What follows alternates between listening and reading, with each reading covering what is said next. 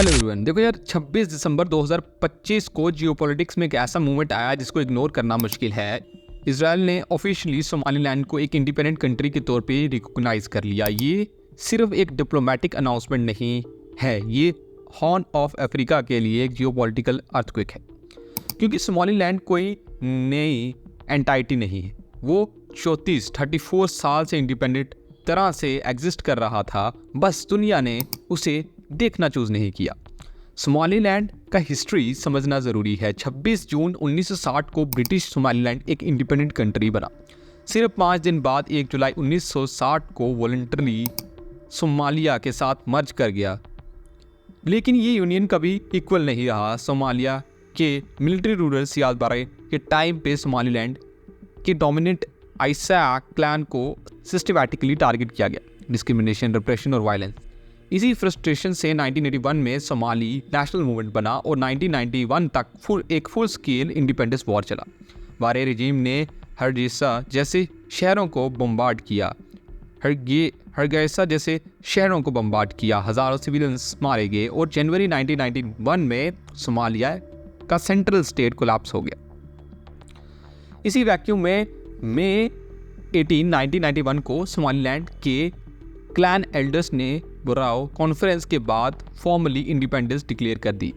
ये कोई random declaration नहीं थी। सोमालीलैंड पहले भी इंडिपेंडेंट रह चुका था, वॉलंटरी यूनियन में गया था और अब डेमोक्रेटिक कंसेंसस के बाद यूनियन से बाहर आ रहा था। उसके बाद सोमालीलैंड ने एक फंक्शनिंग स्टेट खड़ी की।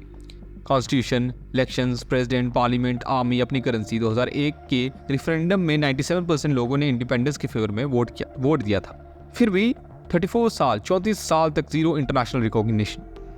रीजन सिंपल था, अफ्रीकन यूनियन का रूल, कॉलोनियल बॉर्डर्स को टच मत करो वरना कॉन्टिनेंट भर में सेपरेटिज्म एक्सप्लोड हो जाएगा। सोमालिया के पास यूएन सीट थी, ईयू मेंबरशिप थी और सोमालीलैंड डिप्लोमेटिक आइसोलेशन में रहा, डिस्पाइट बीइंग स्टेबल और डेमोक्रेटिक इन रीजन जहां सोमालिया खुद chaos में डूबा रहा। ये सिचुएशन 2024 के बाद बदलने लगी। जनवरी 2024 में इथियोपिया और सोमालीलैंड ने एक हिस्टोरिक डील साइन की। इथियोपिया को 50 साल के लिए सोमालीलैंड का कोस्टलाइन और बर्बेरा पोर्ट का एक्सेस मिलता था और बदले में इथियोपिया सोमालीलैंड को रिकॉग्नाइज करने के सिग्नल दे रहा था। इथियोपिया के लिए सी एक्सिस्टेंशियल इशू है और इस डील ने दुनिया का अटेंशन सोमालीलैंड की तरफ खींच लिया। मतलब एक रीजनल पावर ओपनली कह रही थी सोमालीलैंड लेजिटिमेट है।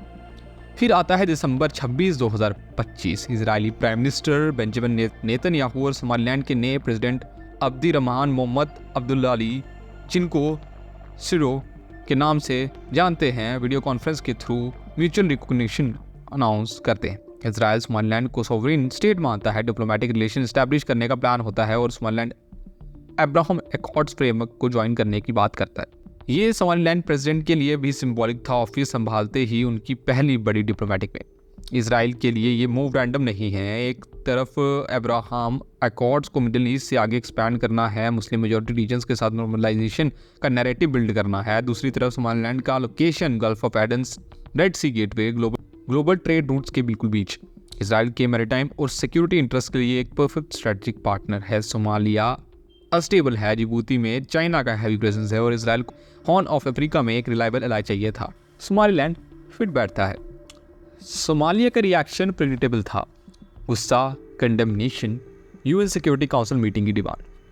सोमालिया ने इसको सॉवरेनिटी पर अटैक कहा। अरब लीग, टर्की, इजिप्ट ने क्रिटिसिज्म की।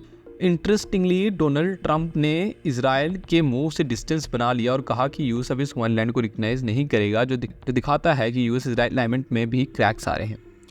अब इम्पैक्ट क्या होगा? शॉर्ट टर्म में सोमालीलैंड को लेजिटिमेसी का एक मैसिव बूस्ट मिलता है और बाकी कंट्रीज़ के फॉलो करने का डोर खुलता है, लेकिन साथ ही सोमालीलैंड टेंशंस बढ़ेंगे और रीजन और वोलेटाइल हो सकता है। लॉन्ग टर्म में ये अफ्रीकन यूनियन के लिए एक डेंजरस प्रेसिडेंट है। अगर सोमालीलैंड रिकॉग्नाइज्ड होता है तो फिर और सेपरेटिस्ट मूवमेंट को कौन रोकेगा? फाइनल रियलिटी ये है, सोमालीलैंड 34 साल से एक फंक्शनिंग डेमोक्रेटिक स्टेट था लेकिन इनविजिबल था। इजराइल ने उसे इनविजिबिलिटी को तोड़ दिया है। सोमालिया के पास इंटरनेशनल लॉ का आर्गूमेंट है लेकिन ग्राउंड रियलिटी वीक है और इजराइल ने हॉर्न ऑफ अफ्रीका में अपनी जियोपॉलिटिकल फुटप्रिंट का एक नया चैप्टर खोला है। ये सिर्फ रिकॉग्निशन की स्टोरी नहीं है, ये पावर, जियोग्राफी और टाइमिंग का गेम है और इस चेस बोर्ड पे सोमालीलैंड अब सिर्फ एक पॉन नहीं रहा है, वो एक एक्टिव प्लेयर बन चुका है। तो ये थी पूरी वीडियो पसंद आई हो लाइक कीजिएगा, अपना कमेंट, अपने ओपिनियंस भी नीचे ज़रूर शेयर कीजिएगा। Thank you.